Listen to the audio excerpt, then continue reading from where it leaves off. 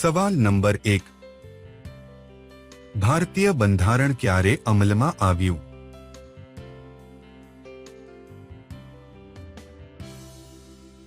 જવાબ છે 26 જાન્યુઆરી 1950. સવાલ નંબર 2. ટેલિવિઝનની શોધ કોણે કરી?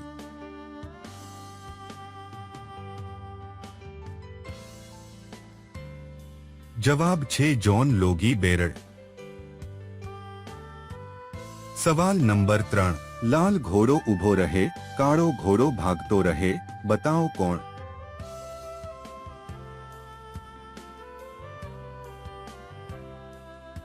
જવાબ છે અગ્નિ અને ઘુમાડો.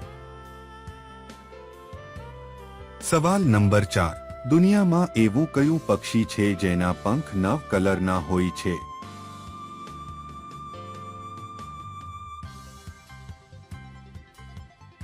જવાબ છે પીટા નામની ચકલી. સવાલ નંબર 5. રીંગણનો ઉપયોગ વધારે છોકરી કરે છે કે સ્ત્રી?